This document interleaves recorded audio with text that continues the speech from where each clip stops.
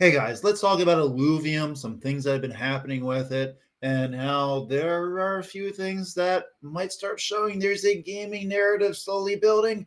It might just be entire fucking alt season. I'm down for it either way.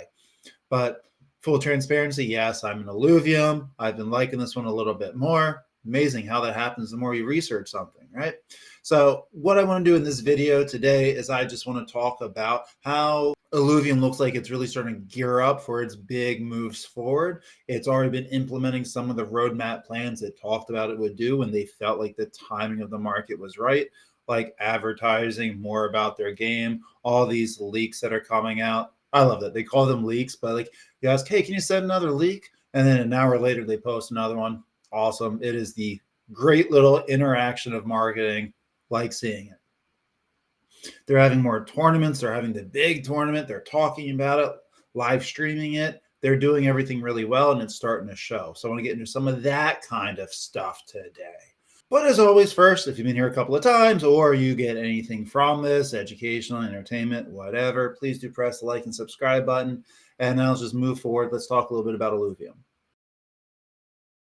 So real quick, in case you're not familiar with this, most of the time we're talking about Illuvium, it's either the set of 3 games or the one that's not really fully out yet, Overworld. So for the most part, if you only ever hear me say Illuvium, I'm probably talking more about just the open world, massive game, kind of looks like Pokemon on steroids, a lot of cool stuff. It's the one that all the leaks are coming from. It's built on Unreal Engine 5. It's pretty. That's really short of it. And there's actually so many cool things involved with it, between like the NPCs getting AI now to where they might respond differently to everybody just based off of what's happening at the moment. I don't know, the nerd in me with video games growing up, that part I just think is really cool. Love to see it go in that direction. But I mean, this is going to be a high-end console level experience, Web3 ownership. So you with low fees, so you end up getting your own NFTs, your own ILV crypto just from playing. It's powered by Immutable X. Illuvium is doing everything right. Yes, I understand price action still. Everyone worries about if they're doing everything right, why is price not moving? Because people aren't buying the damn thing yet. There's fear in the market. It happens. It will stop. So crypto gaming has been quietly starting to heat up a little bit. We've got institutional investors that have been looking at blockchain games. AVAX has been rebuying their own tokens. Always good to see. Immutable's ecosystem, which Immutable's really like one of the larger gaming sectors, has been, that's just been increasing in scale. And Illuvium's got a nice little seat right in the middle of this. So let's talk about some of the big things that's been happening that's kind of pushing things forward. And we'll get a big pump to see if we can get back to a year and a half ago prices where I was swinging this bitch between like 80 and 120. We'll get back up there. Let's talk about a little bit of why. So Team Liquid's partnership, right? With esports visibility explosion. Team Liquid's partnership for esports. Right, one of the biggest headlines Illuvium has officially had was their partnership with Team Liquid. All right, this is one of the biggest names of esports. This wasn't just a little collaboration, but it was essentially a bridge between crypto gaming and traditional competitive gaming. When people are using crypto and they don't know it's crypto, awesome, specifically in the gaming world. Right. So what does this actually mean? We're already starting to see it, so expect more of it, of things like Illuvium sponsored tournaments, Twitch exposure, massive with that one, right? Mainstream gamers starting to enter in the ecosystem because, professional gaming, they just, the whole concept has always cracked me up. But, that's a real thing and it's a growing thing. And Illuvium has a good chance of getting into that niche a little bit and would be the first big crypto game to do so. That would be massive. But again, just live video of the tournaments, of a lot of the influencers of the game playing it live and streaming on Twitch and everything, that increases exposure. And people like playing mindless games, let's be honest, right? I mean, I grew up with essentially an Atari and NES on my lap, and I have not really fully stopped all that bullshit.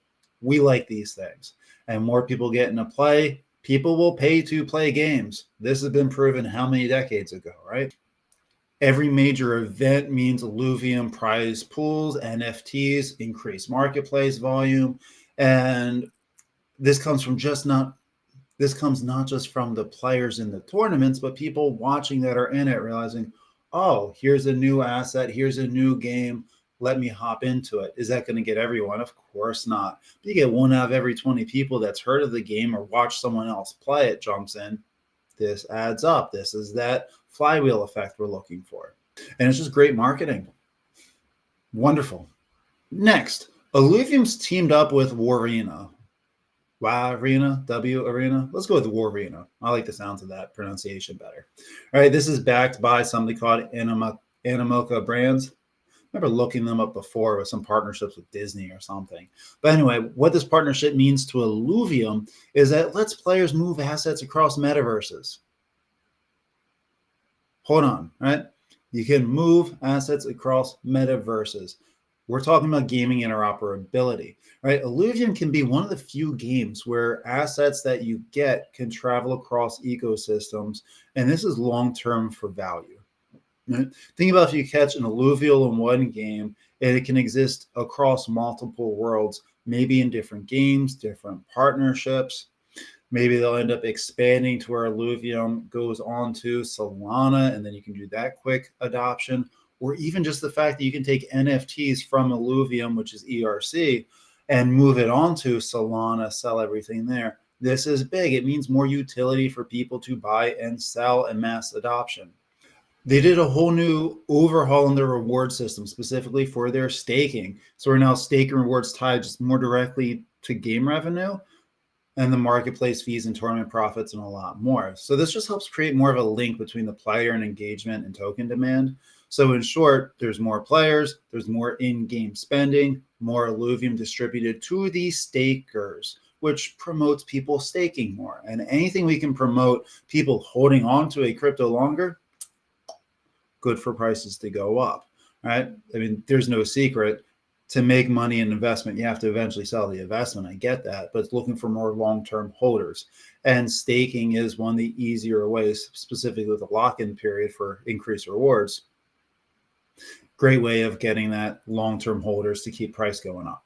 Tournaments, mass marketing for a game, right? The Illuvium Pro League for the Arena, the little Magic the Gathering meets chess type of game. You know, they have a massive $250,000 tournament sponsored by Immutable, which guess what they're doing? They're advertising and talking about this damn thing, right? This brings in, again, back to more streaming, more sponsorships. We need sponsorships for this game to go up, not because money coming in, but because sponsors advertise. And this helps bring a lot of serious competitive energy into crypto gaming. Right? Every time they broadcast a game or a match, that's thousands of gamers who might never have touched a crypto wallet before. They're now seeing Illuvium in front of them, and eventually people will start buying them. Between all these teasers and leaks, again, that they like showing off things most of the time, whether it's pretty graphics, that's the most obvious ones, like, oh, that looks cool, or when they're playing with the gravity systems from the Unreal Engine, that looks pretty cool. But even just smoother combat and watching faster combat without any clipping issues, smarter enemies, and just a much more reactive world, adding the AI component into everyone, hence the smarter enemies who can learn how to they learn as they fight. Cool shit. And back to the AI driven with NPCs. That's a partnership through Virtuals. So there's our base connection. This just means a more dynamic quest, smarter battles, a world that feels much more alive, which some games have done pretty well with. Like the first one, again, this is going to start dating myself a little bit, but like Mass Effect was one that was big at the time for that. And now games are completely overdoing what they did. Illuvium's even a step ahead of that now, which is really cool. And they keep just announcing the size and magnitude of this game. Again, can't wait for it actually to come out. I might have to get into a new game at that point. But their dropped leak about this massive multiplayer online expansion footage, right? Where it's multiplayer exploration, cross-mode progression. The team confirmed something about like a town hall in this little demo targeted for Q4 this year, which means we might actually see this game soon, right? And I'm sure they're rushing it as quickly as they can without rushing it because it's the product, right? There is no way that the release will not be a large price catalyst. Be careful. It's a tiny ass supply. It's probably going to go up and down pretty quickly, probably more than once. So keep an eye on that when we start having announcements. Have your sell limit set, folks. But even just when a demo lands, a playable demo for everybody released, that's major hype. And what's hype do? So there's a lot of cool stuff we're looking forward to. Lastly, or maybe lastly, potentially lastly, is they just raised a lot more money. Illuvium got another $12 million to come in for funding. And we need that, right? There's so many crypto companies right now that it's not a huge secret. Some are kind of wavering a little bit. What was it? Cardano? Not Cardano. Cadena? I'm brain farting the shit out of this one right now. Cadena. Just recently, Cadena, they shut off. They shut off their entire blockchain. They shut down the crypto project because they weren't having enough money coming in. They were going to go bankrupt, right? I'm not saying Illuvium's doing that. They're nowhere close to it, but crypto are struggling right now because of how much fear people have of buying the thing. If they don't have constant revenue coming in, they have to rely on funding. Thankfully, Illuvium has both. They've got other games that are making money, and the increased funding lets us know, okay, they're going to survive. And not only are they surviving, it's extra money, which means more for advertising. They don't have to tighten their budget like a lot of other companies are. So anytime that there's money coming in, cool, just better news. So let's summarize some of all this stuff is, right?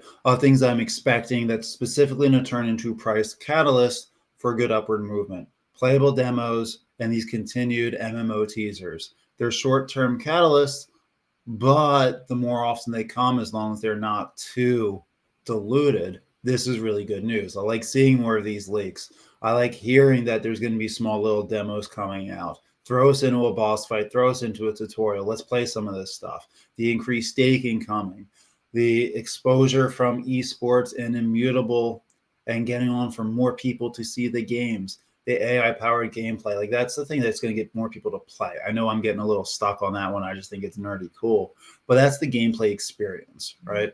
And though you might not, as an investor, care about, well, who cares if the NPCs think on their own? That's a fucking cool thing in a game, and that's something that's going to attract people to want to play it because it hasn't been done to this extent yet. And the token fundamentals of Illuvium are spot on, right? Tiny coin supply, which they need to because it's a game that you play to earn crypto. And I do think that's been an issue for a lot of crypto Web3 games, is as soon as you get rewarded to play, it kind of takes the fun out, or at least the goal changes to making money versus playing the experience. So I think having a small coin supply is a good idea because with the volatility it's already going to have of people earning and selling, I'd rather see some volatility from having only a couple million crypto versus there being 100 million and everything just stays flatline no matter what. I think this is I've always liked their tokenomics.